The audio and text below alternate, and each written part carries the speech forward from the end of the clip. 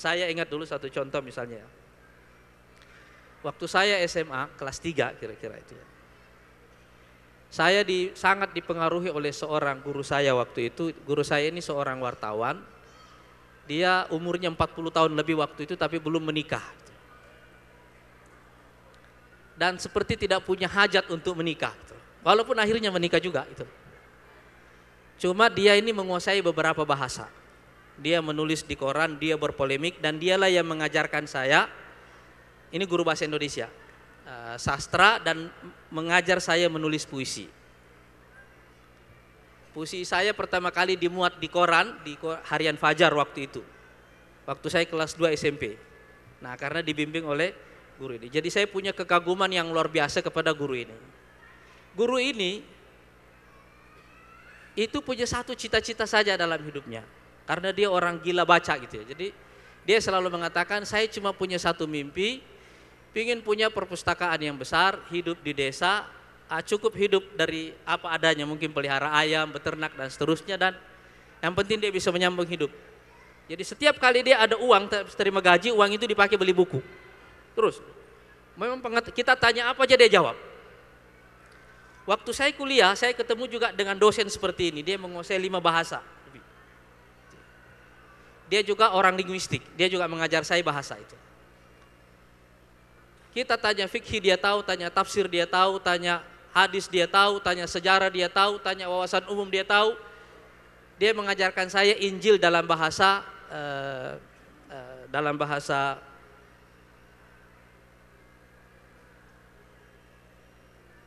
Yunani.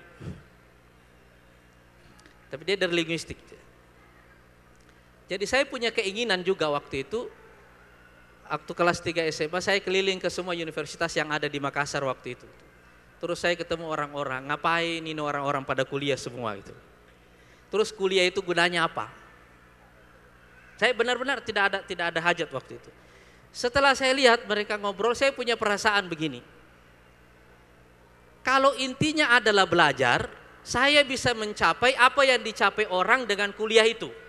Tanpa saya harus kuliah. Kalau intinya itu ya. Kalau intinya adalah ilmu, saya bisa mencapai apa yang mereka capai itu. Jadi saya pikir-pikir, sudah benar juga itu kata dosen saya. Kenapa kita mesti kuliah? Kita baca aja terus itu. Tapi ini persoalan jalan hidup. Jadi saya agak ragu-ragu juga itu. Cuma itu keinginan sangat kuat di dalam diri saya itu. Suatu waktu saya ketemu kiai, karena saya di pesantren ya. Saya minta sama kiai, Ustadz, saya ini bingung. Nanti setelah tamat dari pesantren ini mau kemana? Jadi tolong sholat istikharah untuk saya. Saya mau sholat istikharah, tapi saya belum terlalu percaya dengan dengan diri saya itu. Akhirnya kiai ini bilang, ya insya Allah itu. 1 bulan kemudian saya dipanggil sini. Saya sudah salat istikharah. Dia bilang hasilnya kamu pergi ke Jakarta sekolah. Di sana ada sebuah sekolah. Tapi Jakarta itu lingkungannya rusak. Anggap saja itu neraka. Tapi di sana ada surga kecil di tengah itu. Tempat orang-orang soleh dan ulama berkumpul. Kamu belajar di situ. Itulah sebabnya saya datang ke Jakarta. Saya tidak punya keinginan sama sekali. Saya ikut tes UMPTN juga waktu itu, tapi lulus di jurnalistik waktu itu ya. Tapi saya tidak ambil, saya ikuti hasil istikharah guru saya ini. Belakangan saya sadar, ini luar biasa hasilnya bagi saya gitu. Saya sendiri tidak punya keinginan juga masuk ke syariah, karena keinginan saya lebih banyak ke seni sebenarnya, mau jadi seniman gitu. Makanya saya selalu mengatakan saya ini seniman gagal gitu. Tapi yang lucu, waktu saya sudah selesai S1, saya istikharah lagi. Saya dapat peluang S2 di Saudi waktu itu. Saya pergi haji tahun 96 dan salat istikharah di Masjidil Haram. Waktu itu saya sangat menggebu-gebu gitu. Pengen sekolah di luar negeri gitu. Tapi setelah saya salat istikharah, niat itu hilang sama sekali. Saya juga tidak tahu kenapa gitu. Tapi hilang aja semua. Akhirnya saya tidak ambil peluang itu. Saya waktu itu kita dites 3 angkatan dan saya nomor 1. Dosen saya, rektornya marah besar karena saya tidak pergi gitu ya. Akhirnya saya dikasih pilihan, Pak Anies kalau mau sekolah di Saudi pilih universitas apa saja, jurusan apa saja, yang penting ke sana. Saya bilang enggak, saya sudah istikharah, enggak ke situ. Saya juga tidak tahu apa hikmah di balik itu gitu ya. Tahun 98 saya ditawari lagi satu beasiswa kuliah di Amerika sambil ngajar. Saya ke Amerika tahun 98. Setelah itu saya umroh, saya istikharah lagi. Hilang lagi itu niat. Saya waktu itu berpikir saya juga sangat keinginan saya luar biasa menggebu-gebunya ke sana itu. Karena saya pikir mungkin bagus juga mengumpulkan ilmu timur dan barat gitu ya. Saya sudah lihat tempatnya luar biasa kerennya, tempat saya akan mengajar dan juga sekolahnya itu di Los Angeles. Tapi setelah istikharah niat itu hilang. Hilang begitu. Saya juga tidak tahu ini apa hikmah di balik itu semuanya gitu. Setelah saya pulang dari sana itu, istikharah itu, tahun 98 itu berdirilah Partai Keadilan. Kita tidak tahu jalan hidup, karena itu ikhwah sekalian, antum perhatikan teks doa dalam salat istikharah itu kan begini. Allahumma inni astakhiruka bi'ilmik. Ya Allah, aku memohon pilihan dengan ilmumu. Perhatikan teksnya. Allahumma inni astakhiruka bi'ilmik. Ya Allah, aku memohon pilihan dengan ilmumu. Wa astaqdiruk biqudratik. Dan aku memohon keberdayaan, kemampuan dari kemampuanmu, dari keberdayaanmu. Fa innaka taqdiru wala aqdir. Karena kamu maha mampu dan saya tidak mampu. Wa ta'lamu wala a'lam. Dan kamu tahu dan saya tidak tahu. Anta allamul ghuyub. Perhatikan kalimatnya. Anta allamul ghuyub. Engkaulah yang lebih tahu segala hal yang gaib itu. Jadi persoalan kita adalah segala hal yang menyangkut masa depan itu pada dasarnya kita ini tidak tahu. Dan semua yang bisa kita lakukan itu hanya meraba, memfirasati dan seterusnya. Makanya Islam memberikan kita tools untuk memfirasati itu semuanya adalah mendengarkan lebih banyak, bermusyawarah lebih banyak, setelah itu bawa ke dalam sholat. Bawa ke dalam sholat istikharah. Karena kita tidak pernah benar-benar tahu pilihan yang tepat untuk kita itu apa. Iya kan? Termasuk hampir dalam segala hal dalam hidup kita. Coba antum perhatikan misalnya di dalam Quran. Dalam kisah Qarun. Perhatikan cerita Quran. Qarun keluar menemui orang-orang dengan pakaian kebesarannya. Fa kharaja ala qaumihi fi zinatih. Ya kan?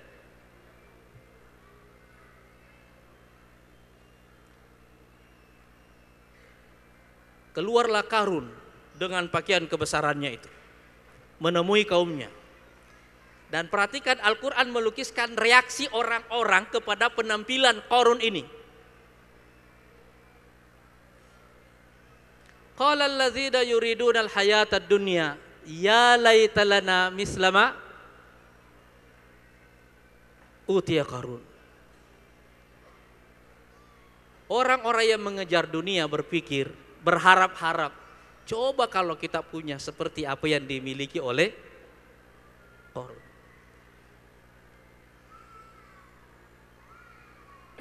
Innahu lazu hazzin azim. Luar biasa karunia yang diperoleh oleh Qarun ini. Perhatikan, reaksi pertama orang yang punya naz'ah, kecondongan kepada dunia, reaksi pertamanya adalah membenarkan mimpinya. imajinasinya, harapan-harapannya. Coba kita ada seperti Qarun itu. Kan sama kalau Anda juga nonton TV kan? Ibu-ibu nonton film, cantik benar itu perempuan yang ada di TV. Coba saya secantik dia. Iya kan? Kaya benar yang ada di sinetron itu. Coba saya sekaya dia. Ganteng benar suaminya. Coba suami saya seperti itu. Padahal belum tentu itu semuanya baik bagi kita.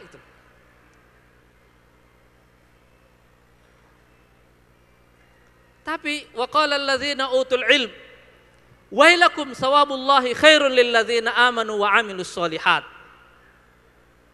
Celakalah kalian semuanya, karena apa yang ada di sisi Allah itu jauh lebih baik daripada apa yang dimiliki oleh Qarun. Perhatikan, itu lebih baik bagi orang-orang beriman, lebih baik bagi orang-orang beriman dan orang-orang yang beramal soleh. Jadi ini reaksi imajiner orang-orang. Waktu melihat Qarun seperti itu, ada dua orang yang punya reaksi berbeda-beda. Satu mengharap seperti itu, satu bilang enggak, ada yang lebih bagus dari itu. Begitu Qarun ditenggelamkan, baru orang sadar, untung kita tidak seperti Qarun. Ya kan? Untung kita tidak seperti Qarun. Orang-orang itu melaknat kembali imajinasinya. Setelah dia tadinya berharap akan seperti itu. Nah, tapi ikhwas sekalian, melawan subjektivitas di dalam diri kita itu bukanlah pekerjaan yang gampang. Terutama kalau dampak yang kita harapkan muncul itu dalam waktu dekat, itu menyenangkan. Begitu dampak itu tampak menyenangkan, biasanya kita bergulat dengan diri sendiri. Karena kearifan itu dalam banyak hal seringkali meminta Anda untuk menunda. Itu persis sama dengan menanam pohon. Kalau yang Anda tanam adalah jagung, insya Allah 4 bulan Anda bisa petik. Tapi kalau yang Anda tanam adalah jati, kira-kira berapa tahun baru Anda bisa petik? Ya kan? Nah, menunda keinginan subjektif kita, melawan ketergesa-gesaan itu, terutama karena nasihat-nasihat orang, menerima hal yang kita tidak sukai dalam jangka pendek untuk kesenangan jangka panjang, itulah puncak dari hikmah. Tapi puncak ini tidak gampang diraih oleh orang. Jadi ikhwas sekalian, menjadi bijak itu bukanlah terutama persoalan pengetahuan, tetapi itu adalah persoalan karakter. Selama apa Anda bisa menunda? Makanya di dalam cerita tentang Qarun ini, itu penutup ayatnya begini. Wa ma yulaqqaha illas sabirun. Dan tidak adalah yang diberikan tentang kesabaran, kebijakan seperti ini, melihat sesuatu dalam jangka panjangnya, kecuali orang-orang yang sabar. Kecuali orang-orang yang sabar. Ayat terakhirnya dalam penjelasan itu adalah tilka darul akhiratu. Itulah negeri akhirat. Naj'aluha lilladzina la yuriduna 'uluwan fil ardi wala fasada. Itulah negeri akhirat yang hanya kami berikan bagi orang-orang yang tidak menginginkan kejayaan pribadi di dunia dan juga tidak menginginkan kerusakan. Wal aqibatu lil muttaqin. Sesungguhnya akibat terakhir itu, kemenangan terakhir itu adalah milik orang-orang yang bertakwa. Jadi menunda kesenangan jangka pendek, pilihan-pilihan cepat dan seterusnya, itu memerlukan kesabaran. Itu sebabnya ikhwas sekalian, kata sabar di dalam Quran adalah kata sifat yang paling banyak terulang di dalam Quran di antara semua akhlak-akhlak yang lainnya. Saya menganjurkan antum mencari lagi bukunya Syekh Qardawi yang sudah saya kira sudah lama diterjemahkan ini. As-sabru fil Quran. Sabar dalam Quran. Itu juga sebabnya kenapa sabar ini dihubungkan dengan kepemimpinan. dihubungkan dengan kepemimpinan. Bahwa untuk menjadi pemimpin itu Anda mesti bersabar. Coba kita perhatikan misalnya ya sekalian. Waktu Nabi Yusuf dibuang ke dalam sumur itu ya, akibat konspirasi itu.